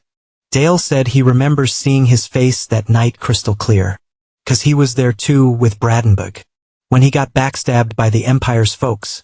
Fueled by revenge, Dale asked again if he remembers this, his end. Now that he's scared out of his wits, the commander thinks it's impossible. He can't wrap his head around how the hero's still kicking. But he won't get the answer. As shadows swallow him up for the first time, Dale felt a bit of peace. His revenge train had left the station. Flashback time. Soldiers are dropping like flies. When Felipe got what was really going down, they'd already lost the fight. The flank troops were toast, all got wiped out. The black cavalry had the enemy's main forces surrounded. Felipe is totally rattled by our hero's smug look. His soldiers are begging him to make a call. But the poor dude's lost it. He doesn't want to lose like this, so he told his men to fight to the last. It's not their style to kneel in battle. This makes the knights nervous, knowing they can't win. but Felipe insists they follow orders. This is their last stand in this fight. Felipe's horse started freaking out cause an enemy showed up, ready to slice and dice with his sword. Felipe was scared stiff. He wanted to kick the bucket in bed, not on the battlefield. Our hero's win was epic and total. Everything went down just as he planned, and the young master was getting mad props from his troops. Felipe got captured and he was throwing a fit to be let go. Our boy saw this arrogant dude had no clue about life. The poor guy kept yapping, and the hero knew he'd ditched the battlefield to save his men. Felipe said he had a commander's duty to stick it out till the end. As the battle wrapped up, Dale thought this guy was living on borrowed time. Full of fear, Felipe asked a kid to hold up, saying he'd gladly take a duel to decide the battle's outcome. One of the hero's knights thought it was super cocky, but our boy let it slide, agreeing to the prisoner's challenge. Felipe felt a flicker of hope as soon as he saw an opening. He charged at our boy. He thought he was a top-notch strategist, and was sure our hero would go for it. It was time for that cocky kid to bite the dust. But the hero's shadows skewered the playboy's hand. Felipe couldn't wrap his head around it. But as soon as the pain hit his hand, he screamed like a kid, begging for mercy. Dale shot him a look that screamed, "Seriously, dude?" Realizing Mr. Playboy was gonna stick to being a till the end. Back home, Dale got the hero's welcome like he just won the World Cup or something. His epic tales were spreading like wildfire, and you know how people love to spice things up. But not everyone was hyped. Some were like, yo, not all news is good. There was a lot of blood. Maybe the gods were like, chill, that's too much drama. This old dude from the church was all, the gods are cool with the kid now, but one day he might go all sword happy. Back at the someone was bouncing off the walls waiting for our hero. It was his little sis, Lisa, who was barely 2 but already talking like a mini Shakespeare. With her big words, Lisa was like, "Missed you tons bro." Helmet was there too, all smiles, giving props for the epic win. Now our dude was heading to see his dad. On the way, he passed Charlotte and his teacher, giving them a nod. He rolled up to his parents, ready to spill the tea on his victory. Saxon was like, "You crushed it, kid." And our hero was all, "Couldn't have done it without my awesome crew." The nerdy knight, Bale, got a shout out too. Helena thought the kid must be wiped after all that action. She was like, "Dude, you need a nap, ASAP." But the happiness was off the charts for our boy. He hadn't been home in forever, so this was a big deal. Meanwhile, Brandenburg was losing it. Fuming like a kettle, he was demanding to know where his troops and his useless son were. The extra spilled the beans, saying they were all toast, and most survivors were prisoners. Felipe included a fat stack of gold was needed to bail them out. Brandenburg was shook that those losers survived such an epic fail. He was ready to throw them in the slammer for being total wimps. Brandenburg ordered them to be locked up, to start paying for their screw-up. The battle between these two forces became legendary, and people still gossip about our hero's epic feats. Dale got a rep for being ruthless with his enemies. He finally hit the big 1-to-1. His dad had a special surprise for his birthday bash, promoting him to Viscount. A title with major clout and swag. The hero was grateful for the gift, and took the chance to say he had a plan brewing. Rumors about his savage side were making the rounds that knights loyal to the goddess got a taste of his wrath, and the church wasn't going to be thrilled. Our boy wanted a face-to-face with the Pope, to flip the script on his rep. The Duke had to mull over the kid's request, but he was puzzled, thinking fear was power, yet the kid wanted a makeover. Dale thought the church was a cool squad to have on his side. Saxon asked if the kid had a secret plan, and our hero was like, totally. He was gonna make them an offer they couldn't refuse. Plus, while there, he planned to snag the forbidden grimoire. A few days back, our boy had a nightmare from the depths of Horrorville. A zombie had him in its grip, a sword through his chest, asking if he remembered his own death like he was dreaming. He realized he was seeing himself until a sword went right through him. Dale woke up from this nightmare, all shook and gasping. He was in the abyss of his mind, and it was the creepiest scene yet. Our boy's still haunted by loneliness and his inner demons, which he finds super lame. Something's missing, Dale thinks, to master his inner world. He needs even more power, just like a knight needs a sword. Great mages need a grimoire. Our hero's journey finally kicks off. Leaving his home turf, the path led through the battle zone. Far from the Empire's reach after losing, Baron Parker had one option left. He turned to bandit life, and our boy got stopped by these shady types. A bunch of warning arrows hit the ground, Halting the carriage, these dudes wanted to know why they were trespassing on Parker's turf. And looking at these bandits, it was clear what they were after they told our traveler a toll was due. Dale was cool with it, saying he had something special ready for this moment. The bandit rocking a bandana on his forehead thinks his target's gonna be chill. His crew snatched a massive bag. Inside, it's loaded with gold coins, way more than they thought they'd score, so they let the caravan roll through, hoping our hero swings by again. But these dudes are feeling they'll keep milking this. Our hero's journey kicks off again, until they hit another roadblock. Baron Parker's chilling with the bandits now, and he's grilling them on how they dare cross his turf without coughing up the toll. Our hero's knight says they already paid, and double dipping on tolls is a no-go. The bandits laugh at our hero's crew, saying nothing's been paid. They just met, and they're all about following the Empire's rules. Seizing the moment, the Baron says they gotta fork over everything if they want to keep breathing. Facing a so-called war hero, Baron Parker, our hero was ready for this. But after hearing that, he couldn't help but crack up, laughing out loud. Dale says he doesn't recall any hero from those parts. That's when Baron Parker realizes who he's messing with. Still, he tells his crew to chill. They're just two travelers, this is a fight they can win. They've got the upper hand, the bespectacled knights just waiting for the green light. Dale says, no need to act ticked off. Parker orders his archers to let loose.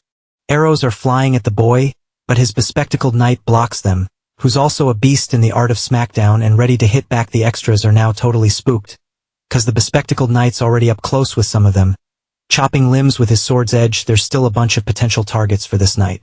Watching the chaos unfold again, Parker can't believe his eyes. On his knees, he's begging the young master for mercy, promising loyalty forever. But our young hero's also a bit of a wild card. He's got no reason to go easy. The journey rolls on.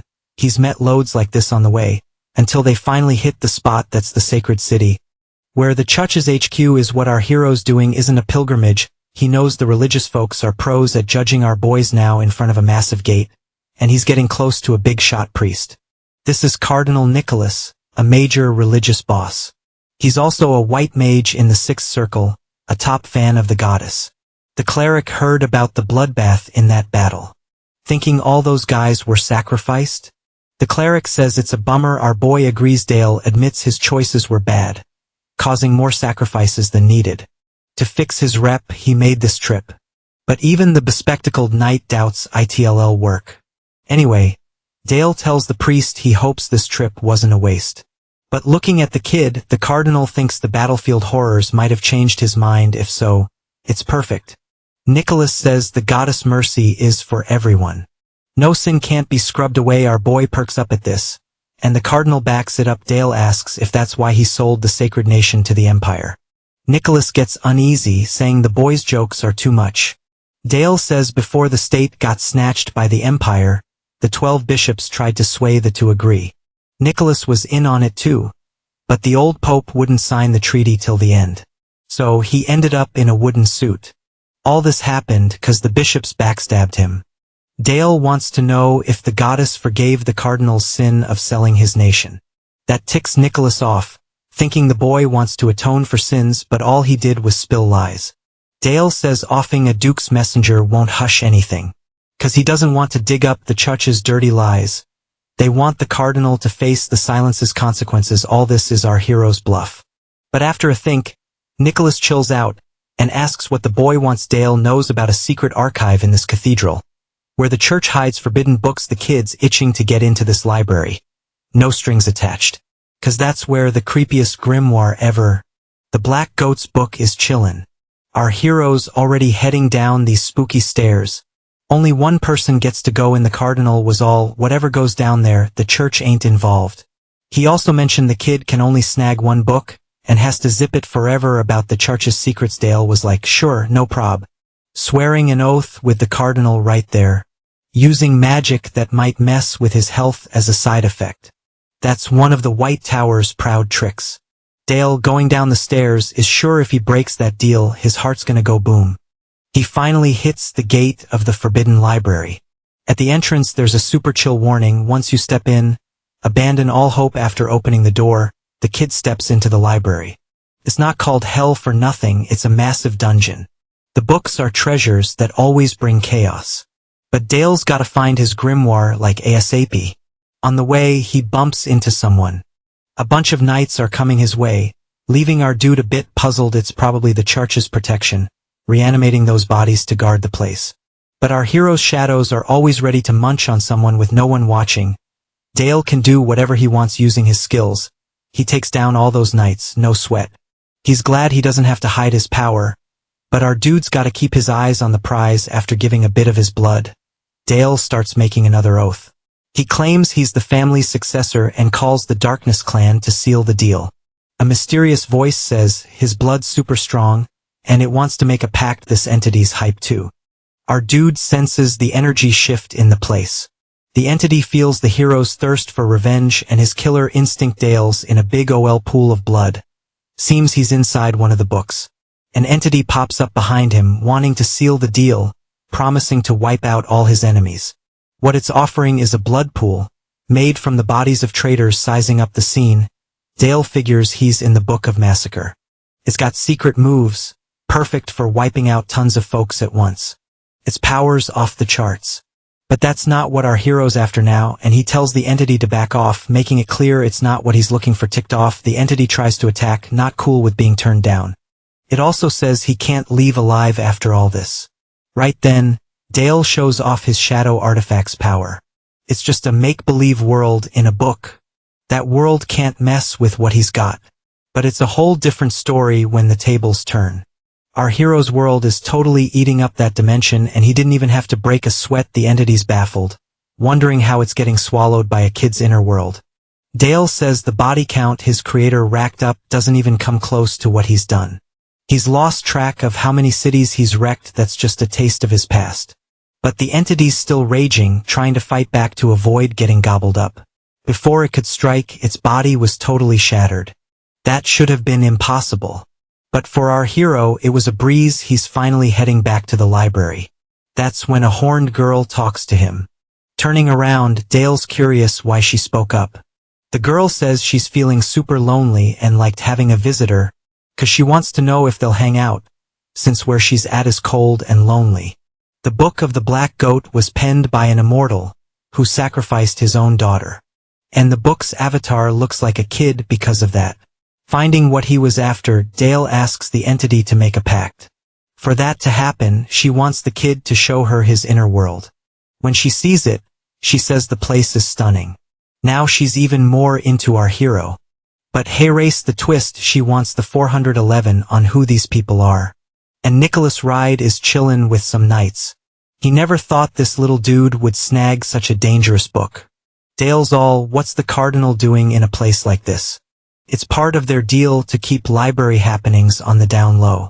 Still, the Cardinal's feeling all kinds of awkward. Dale's convinced the priests there to ghost him in all that darkness. Being a light mage, he totally picked the wrong hangout spot. And Nicholas, all flustered, said he was worried about the kid. Then the entity's like, mind if I munch on these folks? Dale's all, if you get a tummy ache from junk food, that's on you. Nicholas is now totally freaking out. He's trying to shield himself with some prayers, calling on a goddess avatar to have his back and his knights, who are also joining in on the prayer sesh. Feeling pumped, the knights charge at the protagonist, who kinda saw this betrayal coming. The dark entity's just chillin' so far. Dale's dodging sword swings, which are getting sketchy. His dark bullets are his go-to for defense right now. But he hasn't landed a hit on any of those knights yet. Nicholas is feeling more pumped, thinking the kid's only in the third circle. No way he's winning this. Dale's totally surrounded now. And the prayer noise is seriously bugging the dark entity, which is making her super annoyed. After telling them to zip it, the little kid's body morphed into a gnarly creature. But in no time, the knight's sword sliced through the tentacles. The first knight's ready to deliver a killer blow. Then he realized something's way off. The darkness had engulfed all those knights. Nicholas started to panic and asked what went down. What he saw next was nightmare fuel. Those dudes were getting corrupted by the dark vibes. The darkness is spreading, reshaping the knights' bodies. All thanks to that tiny entity. It's been ages since she caught a whiff of something like this.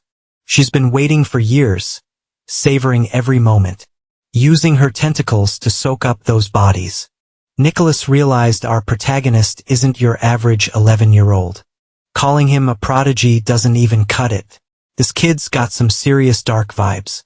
Dale reminded him that their contract means they're not on the hook for what goes down here. Words picked by the priest himself, who's now begging for his life. Dale's curious about what this guy can offer to keep breathing.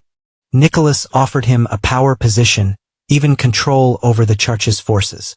As long as the protagonist names his price, the Cardinals got it. Our boy dug this guy's will to live, so he said he wants everything the dude's got.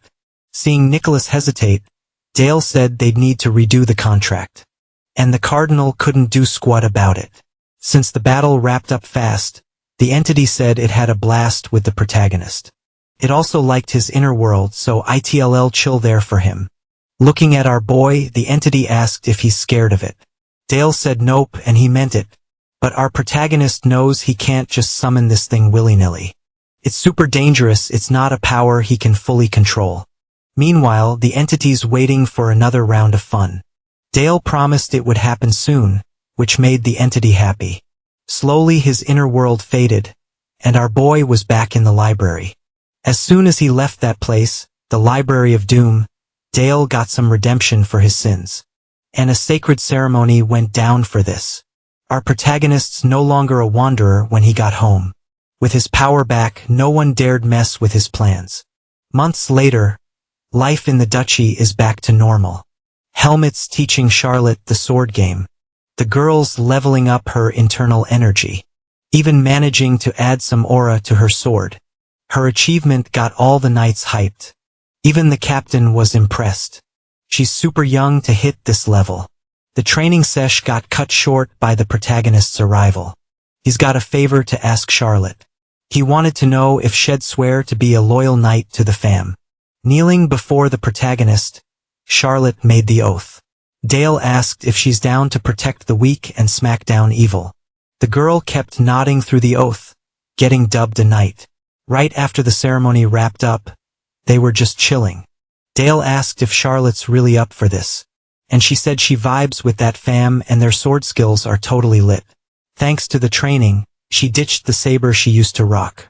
Switching up her style must have been tough, but Charlotte nailed it like a pro. Dale mentioned a bunch of orcs are gathering in the Demon King's old turf.